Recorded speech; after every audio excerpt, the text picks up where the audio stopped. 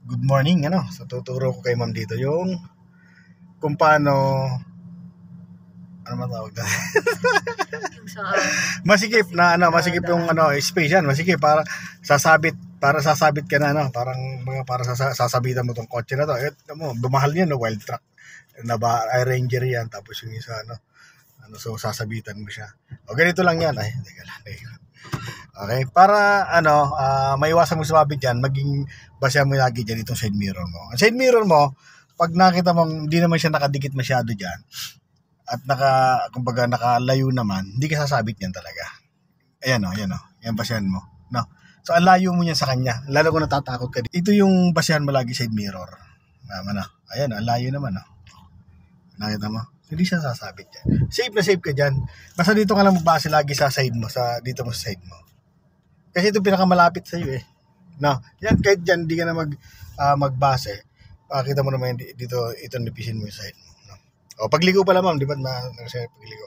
Pagligo tayo dito sa kaliwa, itapat mo side mirror mo lagi sa kanto. Yan Di ba, nakatapat na. O, may space na yan, kabigyan mo kahit isang ikot yan O, pag dapat ang balikat mo, ganito, tapat ng balikat mo, sagad mo naman develop mo, sakto ka na doon. Then, saka mo balik mo unti-unti. Pag pumantay na siya, hintay mo lang pumantay siya. Gitna mo naman develop mo. Ganun lang, So, isa pa, tuturuan rin kita dito ng parallel. Diretso na parallel ka agad Nag-start pa lang si mama. Ito, ipapark ko dito kasi mag-uusap tayo ng yung gagawin natin. Yan, Ito, masikip yan. Ito, eksakto lang tong isang sakyan to dito. Dito sa space na to. Ganito lang mag-parallel. Itong dinadrive natin ngayon ay kotse, So, itong nasa una natin, Fortuner. So, parehas yan. Itapat mo lang yung side mirror mo sa kanya. Magtatapat din yung puwitan ng sasakyan mo. Pero wag mo siyang dikitan masyado. Ganyan lang. Itapat mo yung side mirror mo sa kanya. Pag tapat kasi side mirror mo sa kanya, yung puwitan ng sasakyan mo, magtatama rin. Tapat ka din po. Oo. Yan lang ka doon yan. Kasi sa parallel kasi sa parking, kailangan yung puwitan ng sasakyan mo, at least tumapat doon. Or, pwede mo lagpasan din, pwede rin, basta professional ka. Pero, dahil sa kagaya mo nag-aaral pa, ito mga pinaka-basic. Una, tapat ng side mirror, pinaka-safe na yan. Tingnan mo yung pagkita natin dyan sa sasakyan na yan.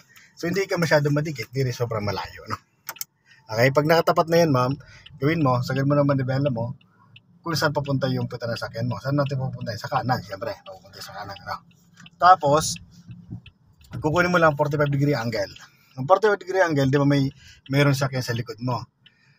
Kailangan yung sakyan sa likod mo na yon, kailangan makita mo sa side mirror, nalagpasan mo na yung kanyang headlight. Ayun, yung pinakalas na headlight. Ayun, pinakalas, nalagpasan mo na konti. Yan, may space na siya. Ito to.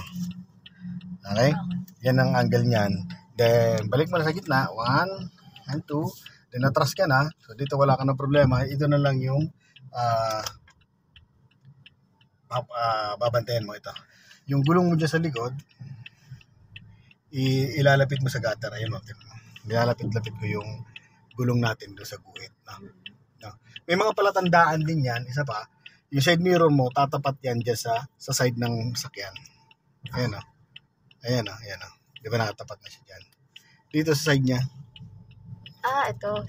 Yan side mirror mo. So, pag dapat na yan dyan, ayan, tapat na siya. Pwede mo na sagad develop pag gano'n.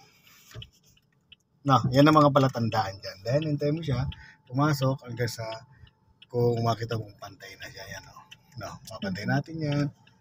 Yan. Hanggang sa pumantay lang yung katawan ng sakyan mo. Pag nakita mong di pumantay, didigdig ka na sa puwitan, sa likod ng sakyan, doon sa likod. Okay? Pwede mo nang pawiin itong develop punta dito. Then, abante mo siya, konti. Nakikita mo, pantay na agad yan. Ayan mo. Ayan, diba? Naka-align ka na dun sa mga sakyan sa likod mo. Gitna mo na ito. 1 and 2. Nandito ka na, naka-park ka na. So, yun ang problema ng parking. Paano mag-parking? Mas easy lang naman ang parking. Basta marunong ka na magpatakbo, na-handle mo na yung sasakyan mo.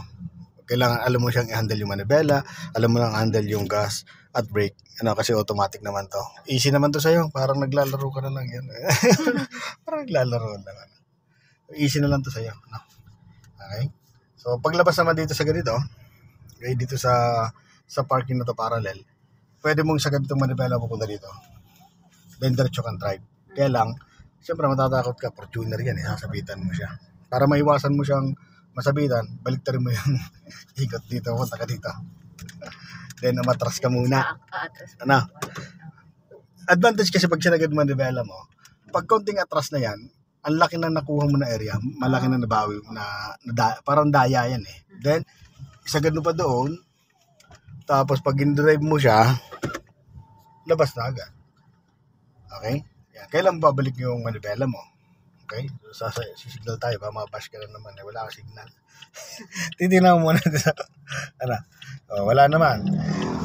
Ito, hintay mo lang tong side na tong side ng katawan ng sakyan mo na lumagpas lang dito sa posisyon ng Fortuner na yan. Kasi pag dito, ginitna mo na kayo manibela, babanggayin mo siya.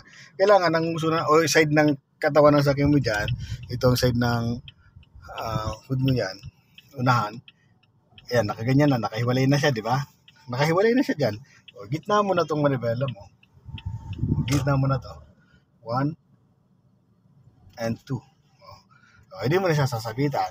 Tapos, kailan mo babawiin yung manibela mo? Pag tupo tayo side mirror mo dyan, ayan o. Pag tupo tayo side mirror mo dyan, yan o, ayan o. No? O, ito, bawiin mo na to hanggang sa makatuwid ka lang. O, yan lang yung mga technique lang dyan, ano?